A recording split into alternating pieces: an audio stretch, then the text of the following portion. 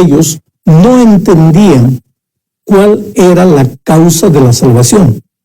Ellos pensaban que una persona se salva porque hace algo bueno. Creían que la salvación de alguna manera es la recompensa que la persona recibe por haber guardado la ley. Y a Pablo le resultó muy difícil lidiar con los hermanos de Galacia, que no querían entender la esencia del Evangelio. A los Gálatas, por otro lado, les resultaba difícil entender que una persona se salvase sin hacer nada solo por confiar en Jesús. Ellos se aferraban a la ley de Dios como si la ley fuese la fuente de la salvación. Entonces viene San Pablo y les dice que cuando una persona es bautizada es revestida de Cristo. Aquí encontramos una referencia a la justicia de Cristo. Cuando una persona se bautiza, en realidad está reconociendo que ella es incapaz de salvarse sola. Está vestida de trapos de inmundicia y por eso va a Jesús y el Señor arranca esas vestiduras inmundas y lo vuelve a vestir, lo reviste, lo cubre con su justicia. Y entonces Dios ya no ve al pecador como un pecador, sino como a su propio Hijo Jesucristo, con su vida inmaculada, porque el pecador está revestido, está cubierto de Cristo, está escondido en Cristo. Pero hay más. En Romanos 6, Pablo explica lo que significa ser revestido de Cristo. Mira lo que dicen los versículos 1 al 3 de Romanos 6. ¿Qué diremos entonces? ¿Continuaremos en pecado para que la gracia abunde? En ninguna manera, porque los que hemos muerto al pecado, ¿cómo viviremos aún en él? ¿O no sabéis que todos los que hemos sido bautizados en Cristo Jesús hemos sido bautizados en su muerte? Esto es interesante. Los que fuimos bautizados en su muerte. Quiere decir, así como Cristo murió en la cruz del Calvario en la hora del bautismo, el pecador muere también al viejo hombre y nace la nueva criatura revestida de Cristo. ¿Y nace para qué? Para andar en una nueva vida. Los caminos de pecado son abandonados. Ahora, eso no significa que el ser humano se salve guardando los mandamientos, pero significa que el que realmente ha sido salvo se deleitará en guardar los mandamientos de Dios, porque ha nacido para una nueva vida. La segunda parte de la lección amplía este asunto desde el punto de vista de Pablo.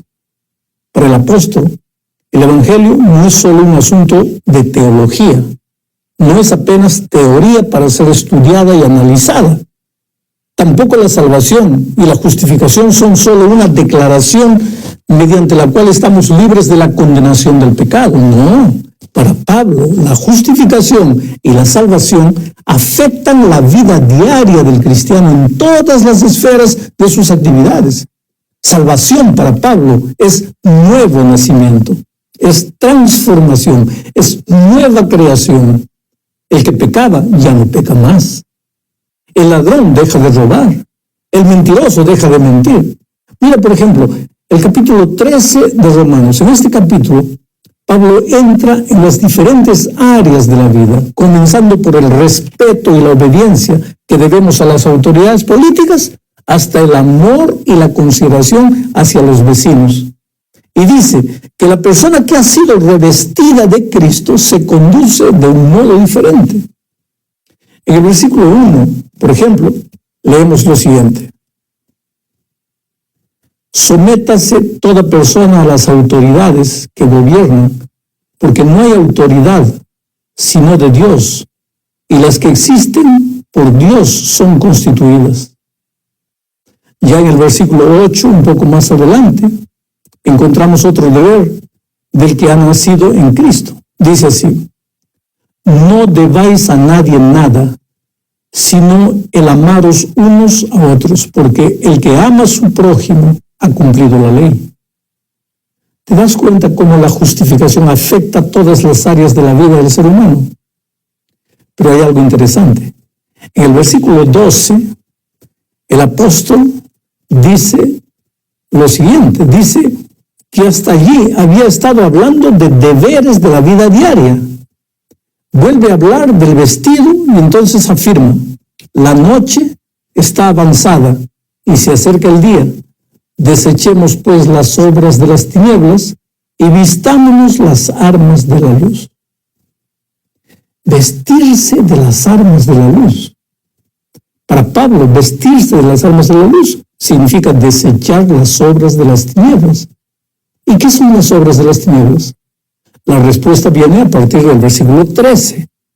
Andemos decentemente, como de día, no en orgías y borracheras, no en promiscuidad sexual y lujurias, no en pleitos y envidias.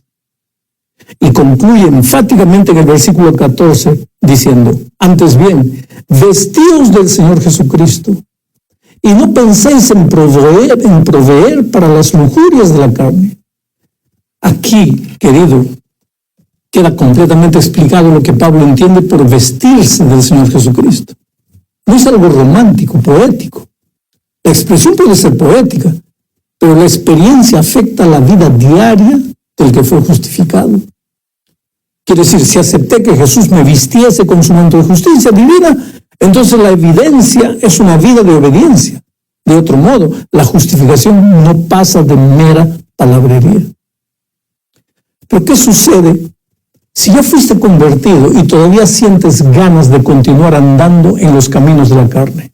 Bueno, ese es el desafío de la vida cristiana.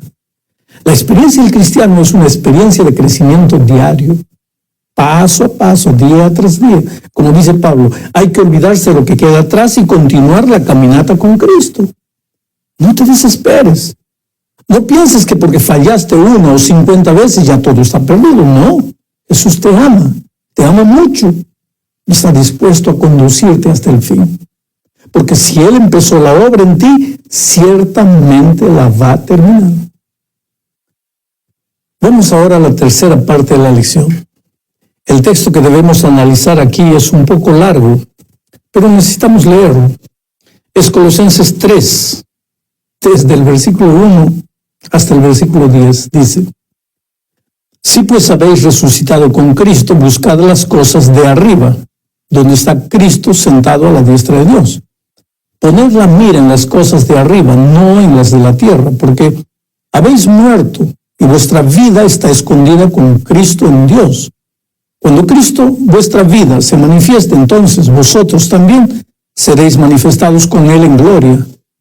Haced morir, pues, lo terrenal en vosotros: fornicación, impureza, pasiones desordenadas, malos deseos y avaricia, que es idolatría. Por estas cosas la ira de Dios viene sobre los hijos de desobediencia, en los cuales vosotros también anduvisteis en otro tiempo, cuando vivíais en ellas. Pero ahora, dejad también vosotros todas estas cosas: ira, enojo, malicia, blasfemia, palabras deshonestas de vuestra boca. No mintáis los unos a los otros, habiéndoos despojado del viejo hombre con sus hechos y revestido del nuevo, el cual conforme a la imagen del que lo creó se va renovando hasta el conocimiento pleno. ¿De qué está hablando Pablo? De lo que también habló en el texto de Romanos 6, que analizamos en el punto 2. O sea, la justificación, la verdadera, la auténtica justificación tiene implicaciones prácticas. No es solo una declaración teórica de que tus pecados han sido perdonados. Es también una transformación. Si pues habéis resucitado con Cristo, buscad las cosas de arriba donde está Cristo, afirma el apóstol. La preposición sí es elocuente, demuestra condición. Esta es una frase condicional. Si realmente habéis resucitado en Cristo, mejor dicho, si os habéis sido revestidos de Cristo, en otras palabras, si habéis sido justificados, entonces tenéis que buscar las cosas de arriba donde está Cristo. Ahora, hay algo que no sé si te diste cuenta. Está implícito en el texto de Romanos y en este texto de Colosenses. Es la idea del bautismo. Esto tal vez responde a la pregunta que mucha gente se hace de ¿por qué es necesario el bautismo? No es suficiente creer. Bueno, Marcos 16 dice que el que creyere y fuere bautizado será salvo. Creer y ser bautizado para Marcos es una sola experiencia. El creer te conduce de manera natural al bautismo. Pero Pablo, en el texto de Romanos y aquí en Colosenses, desarrolla este pensamiento al decir que todos los que somos bautizados en su muerte. Quiere decir, si realmente creo que Jesús murió por mí, debo aceptar entonces el bautismo. Al bautizarme, muero simbólicamente. Quiere decir, acepto la muerte de Cristo en mi favor. Ahora, si no me bautizo, no puedo decir que me apoderé de la muerte de Cristo. En Colosenses, Pablo dice, si hemos resucitado en Cristo, ¿por qué resucitado? Porque en la hora del bautismo morimos al viejo hombre. Por eso Pablo termina en el versículo 10 afirmando, y os habéis revestidos del nuevo hombre, el cual se va renovando hacia un verdadero conocimiento conforme a la imagen de aquel que lo creó. Entremos ahora a la cuarta parte de la lección. Vamos a ver nuevamente la palabra revestido o vestido, pero en otro contexto. El texto es 1 Corintios 15, versículos 53 y 54. Porque es necesario que esto corruptible se vista de incorrupción y esto mortal se vista de inmortalidad. Y cuando esto corruptible se haya vestido de incorrupción y esto mortal se haya vestido de inmortalidad, entonces se cumplirá la palabra que está escrita: sorbida es la muerte en victoria. Oh querido, este es para mí uno de los versículos más alentadores. Porque mira, en esta vida, a pesar que amamos a Dios, a pesar que le prometemos muchas veces que nuestra vida será completamente diferente, cuán a menudo caemos y volvemos a caer. No queremos hacerlo, pero caemos. Y de tanto caer llega un momento en que pensamos que lo más honesto de nuestra parte es desaparecer de la iglesia para siempre. ¿Por qué caemos a pesar de amar a Jesús? Por un simple motivo. Todavía cargamos la naturaleza pecaminosa que es la fuente de los deseos de la carne. En el momento de nuestra conversión, la naturaleza pecaminosa no es extirpada de nosotros, sino que se queda ahí subyugada, muerta, pero con la posibilidad de resucitar y tomar de nuevo el control de nuestra vida. Y esa es la lucha de la vida cristiana. Una lucha diaria, constante, y que como Pablo nos lleva muchas veces a la desesperación. Pero ahora viene el propio Pablo y dice, espera un poco, Cristo ya viene, y cuando Él vuelva, esto corruptible será vestido de incorruptibilidad, y esto mortal será vestido de inmortalidad. La fuente de los deseos carnales será extirpada para siempre. Ahora, sí, no más tentación, no más caídas, no más promesas que no fueron cumplidas. Ya no habrá más naturaleza pecaminosa. Seremos incorruptibles, vestidos de incorruptibilidad, como eran Adán y Eva antes del pecado. Pero la otra promesa es que la muerte también habrá llegado al fin. Habrá un cambio físico, no más enfermedades, ni muerte. Nadie más te arrancará un hijo de los brazos. La muerte habrá sido derrotada para siempre. ¿No es maravilloso? Llegamos ahora al fin de la lección hablando de la vida eterna con Cristo.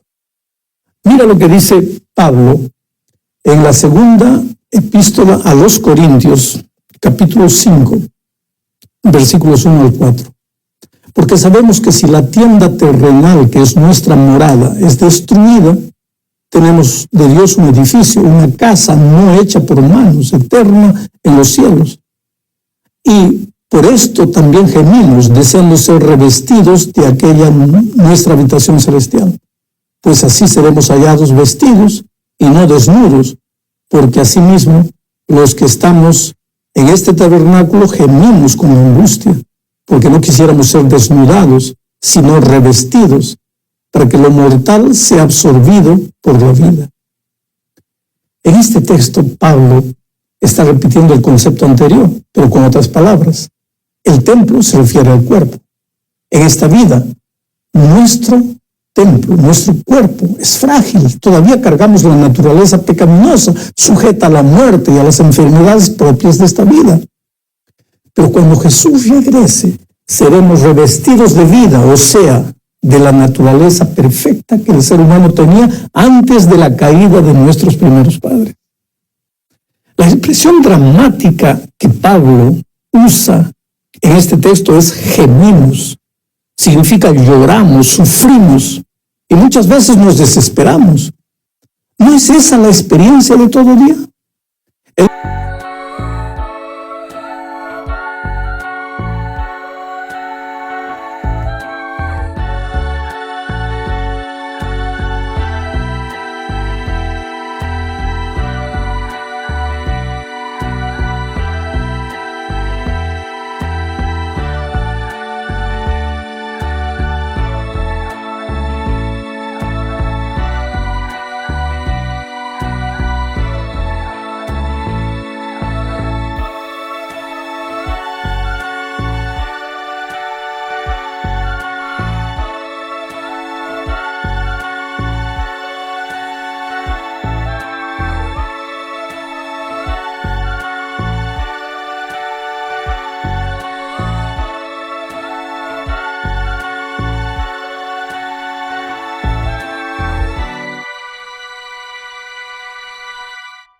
Mismo Pablo en Romanos 7:24 declaró un día en desesperación: ¿quién me librará de este cuerpo de muerte? Pero ahora dice: aunque en esta vida gemimos por causa de este cuerpo malo, sabemos